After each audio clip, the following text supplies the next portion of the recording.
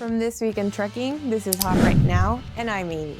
There's a lot happening in trucking right now. We're seeing major shifts that could reshape the driver market, freight rate, and compliance for owner-operators and small carriers. From California's CDL mess to climbing diesel prices to a high-profile union lawsuit. And we're gonna break it all down right here, right now. But before we get into it, don't forget to subscribe so you never miss an update. Your support helps us keep bringing weekly videos your way. First up, as we know, the FMCSA found that the California DMV wrongly issued thousands of CDL to drivers who didn't fully meet federal residency and documentation rules. In a letter sent in late October, the FMCSA said that California gave out around 65,000 non-domiciled CDLs, and including about 20,000 licenses that stayed valid even after the driver's legal stay in the US had expired. Then, as we know, on October 15th, the FMCSA penalized California with $40 million, cutting off their highway safety funds until the state fixes their licensing system. Finally, on October 26th, California admitted to the problem, but said they won't revoke most of the licenses, arguing that most of the affected drivers have been safely operating for years, and that mass cancellation would cause chaos in the industry. For now, the issue remains unresolved, and carriers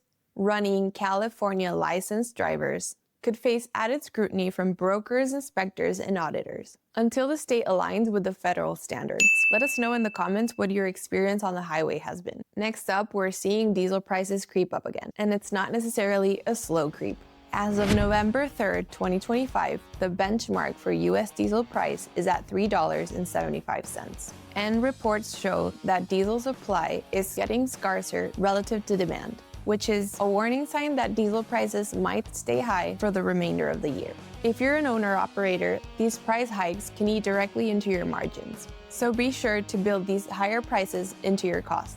Spot rates may start to climb, but you might still feel the pinch of the diesel prices before you see any lift. Now back again to non-domiciled CDLs. Because of the enforcement crackdown on the so-called CDL mills, schools that issue CDLs with minimal testing, the driver pool is under pressure.